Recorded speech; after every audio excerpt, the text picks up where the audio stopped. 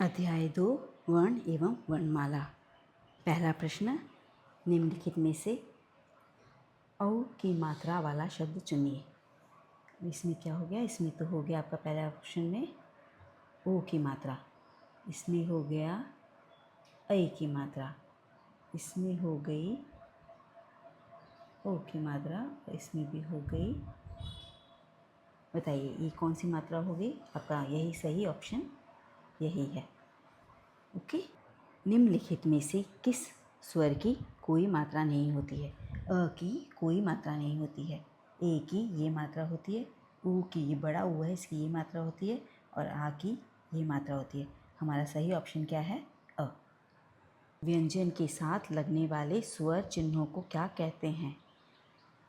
उन्हें मात्रा कहते हैं। देखो बच्चों, यह ग्रामर की बुक है। इन सभी को जो स्वर होते हैं उनकी ये मात्राएं होती है, और यह व्यंजन के साथ रखकर मात्रा सहित वर्ण हो जाते हैं। प्रश्न 4, संयुक्त व्यंजन दो डैश से मिलकर बनते हैं। दो व्यंजनों से मिलकर बनते हैं। संयुक्त व्यंजन दो व्यंजनों से मिलकर बनते हैं। ग्रामर बुक में देखेंगे, छ, त्र, ज्ञ, श्र को संयुक्त अक्षर कहते हैं। ये दो व्यंजनों से मिलने से बनते हैं। ओके। देखेंगे पहला, क प्लस श इक्वल्स टू छ, त प्लस र इक्वल्स टू त्र। प्रश्न 5, निम्नलिखित में से अशुद्ध विकल्प चुनिए। अशुद्ध विकल्प क्या है? स्वर होते हैं 11, त वर्ग में होते हैं 5, व्यंजन होते हैं 33, सही है। ऊष्म व्यंजन 4 होते हैं। ऊष्म व्यंजन 4 होते हैं। कौन से 4 होते हैं? आइए देखते हैं। ऊष्म व्यंजन श, श, स, ह, ये है 4 जो ऊष्म व्यंजन कहलाते हैं। बच्चों, हम कक्षा 4 की बुक, कक्षा 4 की है, इसी वर्ष की है। यह बुक करने से आपका बेसिक स्ट्रांग हो जाता है। प्रश्न 6, डैश का उच्चारण स्वरों की सहायता से किया जाता है। व्यंजनों का उच्चारण स्वरों की सहायता से किया जाता है। आइए जानते हैं कैसे। इसका ग्रामर बुक में हम रेफर करेंगे। व्यंजनों का उच्चारण स्वरों की सहायता से होता है।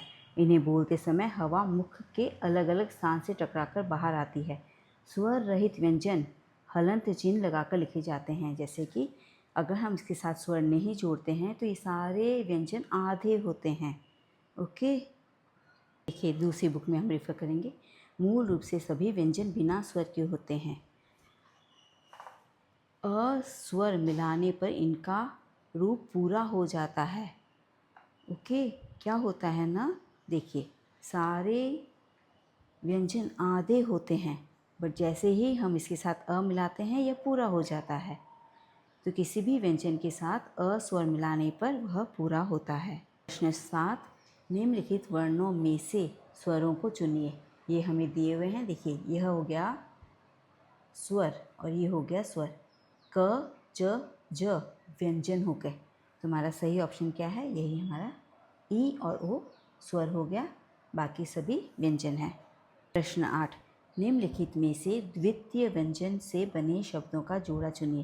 द्वितीय व्यंजन मतलब जो कि एक व्यंजन 2 बार आता है। जैसे कि ये वाला खट्टा और रस्सी, आधा ट पूरा ट, आधा स पूरा स, यह हो गए द्वितीय व्यंजन। तो हमारा ऑप्शन यही सही है।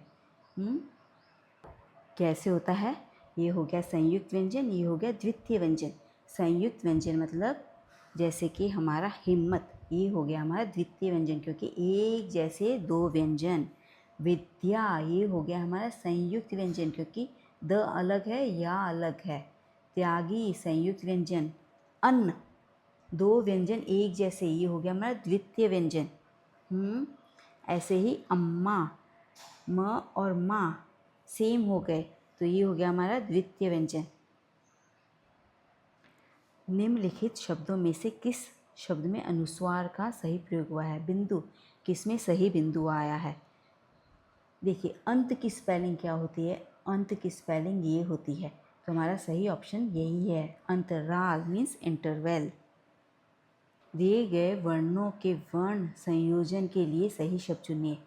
अभी हम देखेंगे, देखो ऊ पूरा है उ पूरा हो गया, द आधा है तो द आधा हो गया, ये धा हो गया, दोनों को मिलाकर धा हो गया, और र आधा प्लस अ हो गया तो र हो गया, र। हमारा यही सही ऑप्शन है। इसमें तो द आ ही नहीं रहा है, इसमें पूरा द हो गया है, हमें चाहिए आधा द। सही ऑप्शन हमारा यही है।